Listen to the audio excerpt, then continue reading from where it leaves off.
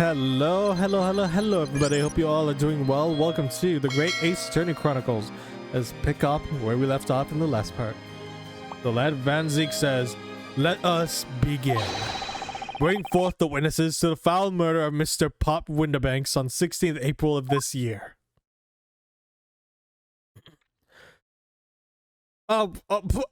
These guys are so shifty. Witnesses, state your names and occupation for the court. It's so... I mean, they were definitely there. I remember those two figures. Name's Nash Skulkin. Occupation is, baddie. Professional baddie. Name's Ringo Skulkin. Occupation is, same as him. Tobias Gregson, Scotland Yard Inspector. That's right, we're what we call... the three Skulkin BRUVVERS. What, is he expecting him to be part of it? Why are you looking at me like that? Don't let me in with you lot. Don't blame me, that's cold. Don't you know what we're going through? It's our older bruv. Lost contact with him when we have, so we're scouring every shady corner of the capital. And then last night we came across the very spits of the bloke. Ain't that right, Ringo?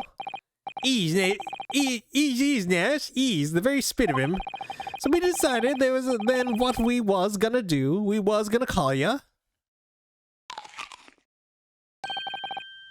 Big Rubber Shulky. Come on, let me out. Leave it out, you two. Skulkin, and that's before he's run out of chips? Well then, Inspector Sulky Gregson. Beg your pardon, my lord, but please, the name is Tobias. What would you like to know, Inspector? Is what you are doing in the witness's stand. The Skulkin brothers are currently under arrest, my lord, on suspicion of theft. Thieves are they? These three? No, my lord, begging your pardon, but please don't let me in with this art. 2 nights ago, these brothers illegally entered an establishment with intent to burglar. And in the course of their nefarious activities, they became embroiled in a far more sinister crime. By Jove, you mean to say an extraordinary coincidence? Indeed, my lord. While attempting to burglarize a pawnbrokery, they witnessed its proprietor murdered. Okay, so like Wario and Waluigi right here. Order! Order! The various trespasses of these brothers is not the subject of today's proceedings, though they will naturally face trial in the very near future. With your lordship's permission, I'd like to remain in the stand to keep these gents on straight and narrow. Of course, Inspector. Skeptical as I am about the caliber of the witnesses, I will permit them to take the stand. Mr. and Mr. Skulkin, you will now testify before the court. Describe the events of the night in question and what exactly you saw. Happy to, because a Skulkin never skulkins. What? Get out of it. Alright, well, these are first testimonies. Alright, so illegal entry. We was walking down Baker Street in the small hours and the Graf's door was ajar, you see? It was like some kind of sign begging for us to go in, it was. But once we got inside, cold blimey, lummy, we heard a gunshot from the back room. We went to see what was, but the door was locked from the inside. We never done nothing, governor. We never took nothing. We just left after that. Nice and quiet.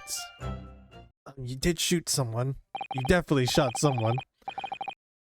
A terrible coincidence it would seem. At the precise moment these miscreants entered the property, and even more sinister crime was afoot. The witness's testimony is consistent with the crime scene in every detail. The door providing access to the storeroom, the main shop is indeed locked from the inside, and within only the victim and the accused were found. I must say, it does appear to be an overwhelming simple case. Still, the defense may cross-examine the witnesses now. Of course, counsel, if you please. Counsel? Yes. What's the matter, Runo? Sorry, I just stunned into silence for a minute by the blatant lies being told by that pair in the stand. I know that's all nonsense because I saw it with my own eyes. I'll just have to expose their testimony for the pack of lies it is.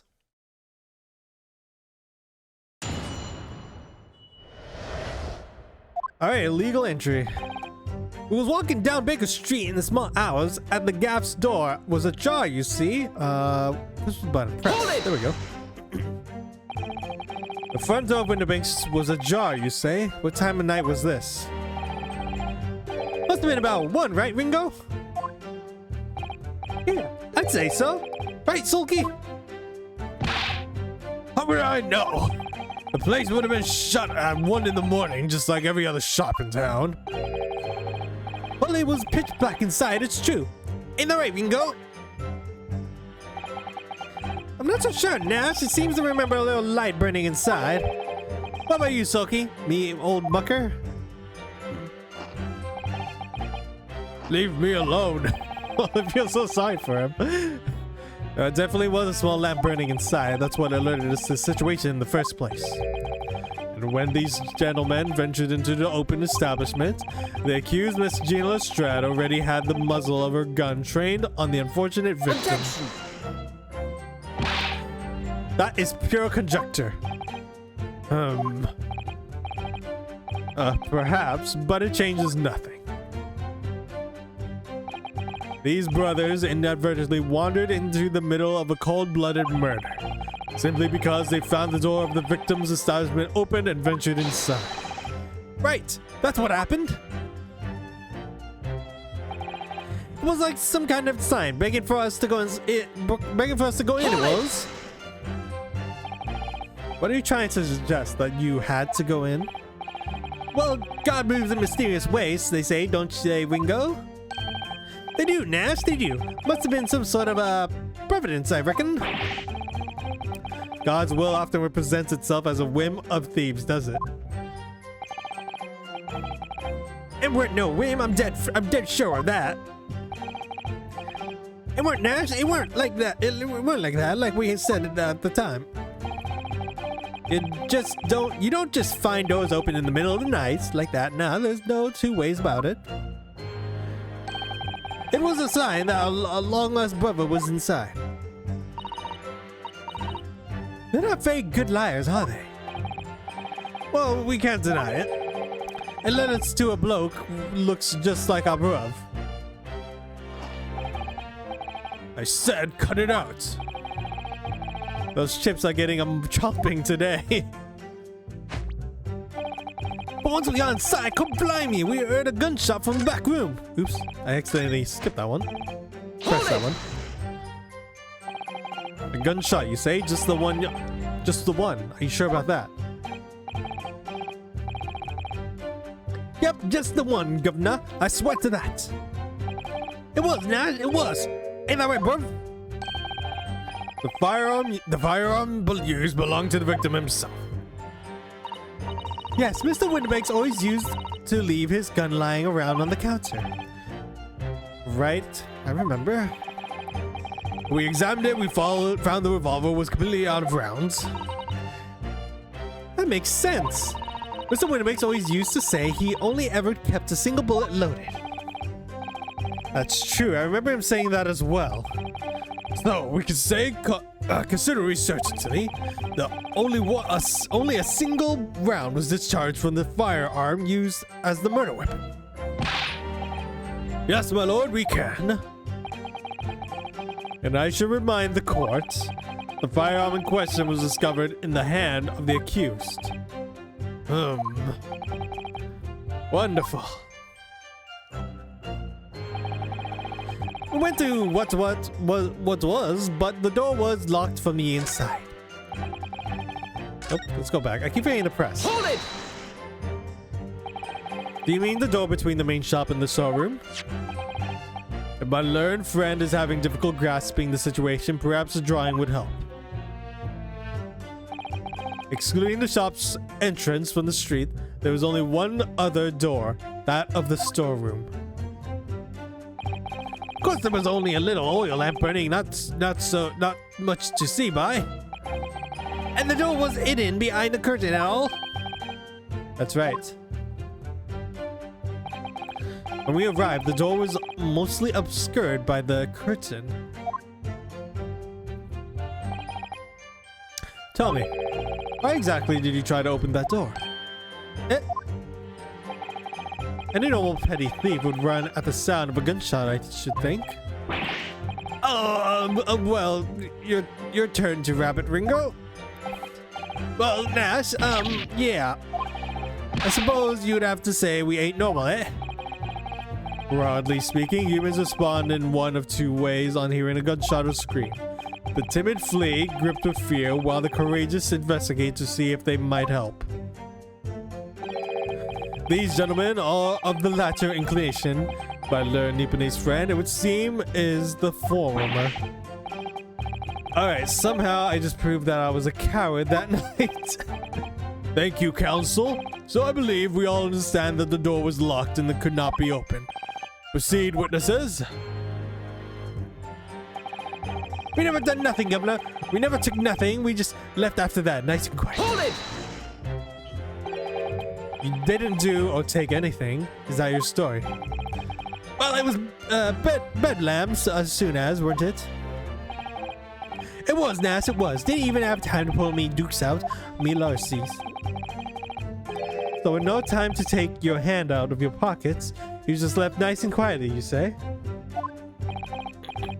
That's right, Governor. Nothing we ate more than violets. Peace-loving nibblers we are, not burglars. We are, Nash, we are. Never pulled me dukes out, me Lucy lockets. So you're clearly like us to believe. Come again? As you fled from the pawnbrokeries that night, did you not run into anyone else? And did you not fire a gun at that person? Saints alive, they fired a gun, you say? Ah! By me, Governor! You ain't telling us it was you in the doorway! It was. Why, the bleeding Nora! You were armed with a gun, and you fled the scene you fired that gun at London's greatest detective, Sherlock Holmes. They shot the great detective? I did hear that, actually. There was a rumor of rushed to the hospital. The great Holmes? That's beyond the pale. On the night in question, this pair were arrested by the police within minutes of the discovery of the crime scene. Their suspicious contents rapidly gave them away. And when searched, a firearm was indeed found in their persons. Furthermore, the barrel shows signs of a shot having been fired from it. The prosecution invites his lordship to examine the firearm recovered from these brothers. Yes, indeed. Remnants of the powder around the muzzle, as you say, counsel. The court will hold this weapon as evidence. Alright, so many voices in one go. I'm having a bit out of breath now. Now, my learned Nipponese friend. Yes? Okay, I kind of want to look at the gun first. Oh, this is a strange looking gun. It is. That's for certain. So, there's ammunition still loaded in 5 of this revolver 6-cylinder. Yes, which tells us that only a single shot has been fired from it. Exactly. The bullet that hit Hurley, in fact, isn't it? Yes, it happened almost as soon as we walked in through the Winterbank store. I'll make those brothers pay. Anything else? Is there like a crest on here? Nothing else that gives it away? Is the thing still loaded? Hopefully they actually took out the other bullets.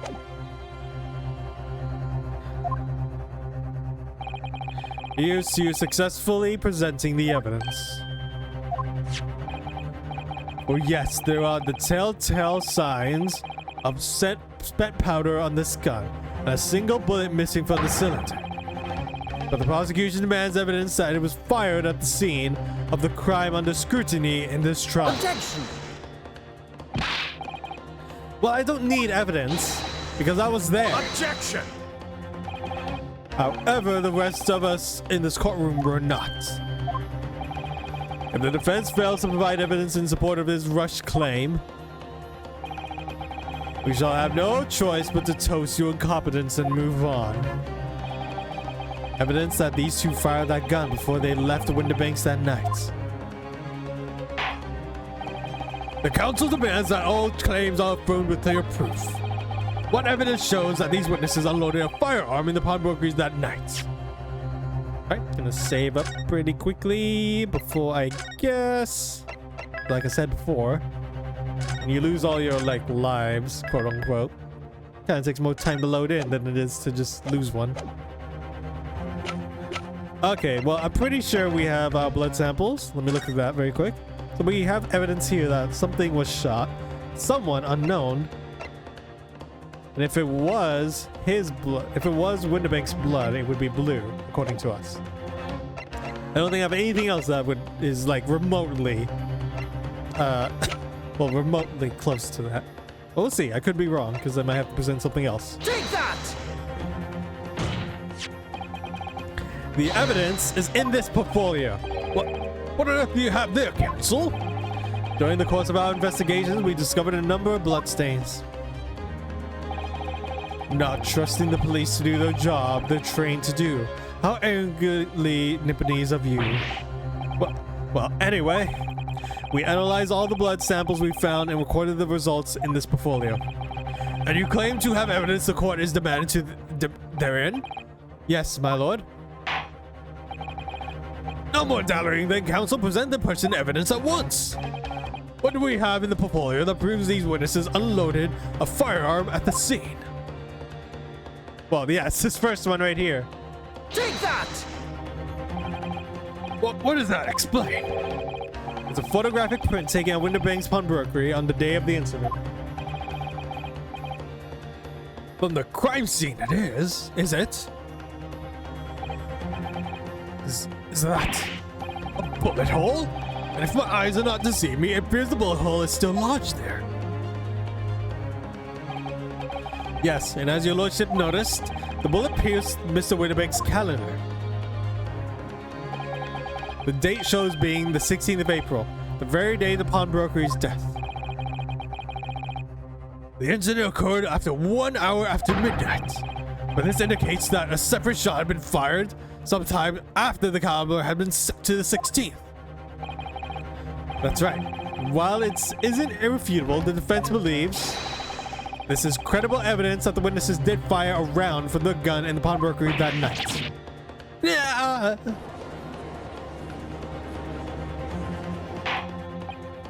Order. How does the prosecution stand, Orphan-Zeeks?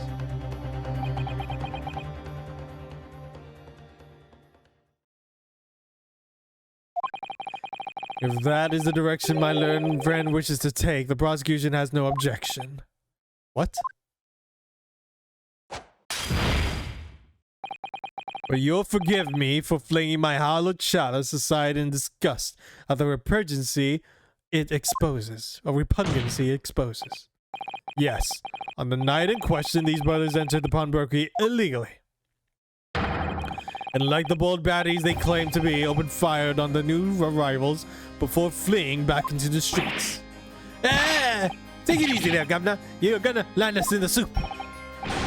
We had a deal. You weren't gonna get into the details.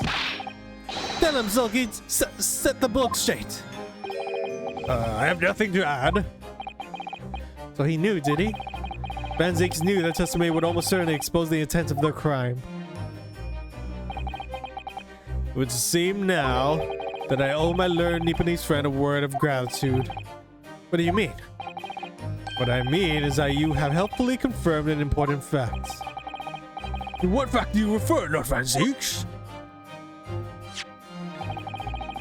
As had been established at the point of their arrest, a single shot had been fired from the Bullet brothers' guns. However, if the shot found its target in Mr. Sholmes, then clearly the witnesses cannot be accused of the fatal shooting of the proprietor and victim. In other words, these two men have no marital connections to the murder of Mr. Winterbanks at all. Well, that's it. They missed every... They missed everything except the last one. That's it. We didn't have nothing to do with it. We didn't ask, we did. That's what do I reckon? Your crimes include unlawful entry, intent to steal, perjury, and let's not forget, attempted murder. What a color, fellas. Wait for now, bruv. Now then, let's take a moment to consider the aforementioned great detective, Mr. Herlock Sholmes. It would seem the man patronizes the pawnbroker in the question somewhat regularly. Where's he going with this? Mr. Sholmes appears to take pleasure in tinkering with eccentric machinery. Eccentric? Says who? Not to me, don't give me that look. He installed a pair of machines like this one in the victim's shop. Oh, that's one of Hurley's red-handed recorders. What is this, counsel? Is that an appearance of a photographic contraption? As your lordship has summarized, it is indeed a camera attached to a small timing device. Every half an hour, it automatically photographs the interior of the establishment. The idea being that if a thief were to break into a shop, he would get caught red-handed. Prosecution helps obtain the photographs taken by the device on the night in question. That's a lot of photos.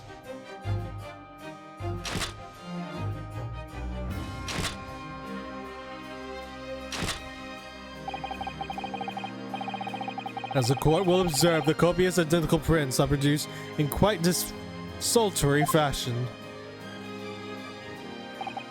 Rather prodigal, I feel. In fact, there are two such devices in the victim's shop, my lord. If I may refer the court to the plan of the premise, their respective positions are here and there. You say these cameras produce a print every half an hour? I'm afraid I failed to see. How would that help with anticipation? Thief conducted in his activities in one of the many 30-minute intervals. One can only pray that the would-be criminals linger, my lord. The night in question, the witnesses currently in the stand were not caught on camera. Hey, that's a bit of fair check, eh, bro? Lady Luck loves Skulkin. Witnesses, at what time did you trespass begin? It must have been just after 1, right, bruv? Must have been Nash. Must have been, yeah, just gone 1. In which case, minutes before these brothers entered the establishment, what scene might we expect to see within the shop? Let's examine the evidence. Good lord! It's a defendant! Miss Gina Lestrade.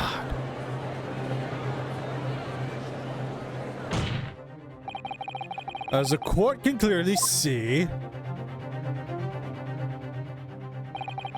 the accused is pictured gun in hand facing the victim over the shop counter, no doubt coercing the proprietor to open the door to his storeroom. One can only too easily imagine the events that unfolded.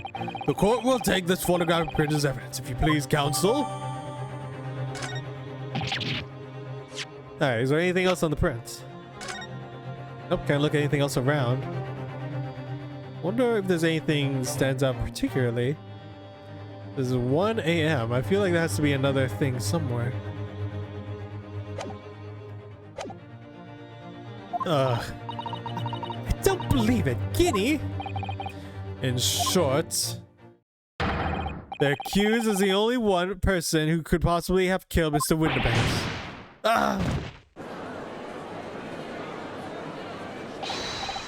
I say, my lord.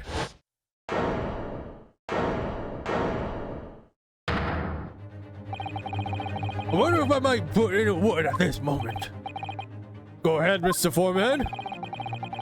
Took a Billy bullet to the knee in the Battle of Maywan in 1880, don't you know? Decorated for all that, but forced to retire from service, sadly. Of course, that medal could never outshine the exploits of chaps like us in the battlefield. I love he's wearing his medal this time. He's wearing it over his robes. Yes, Mr. Foreman, and exactly what's your point? Get on the battlefield after retirement, you see. The battle of a daily life is, if you like. And here I am now, leading the small squadron. 6 men, all good and true. And we'll go down together, you mark my words. One for all and all for one. Oh, you know what, guys? I think I'm gonna have to stop this part here. My throat is hurting from all these raspy voices. So, thank you all so much for watching. Remember to like, comment, share, subscribe. And we'll pick off here next time. So until then, I will see you all later. Goodbye.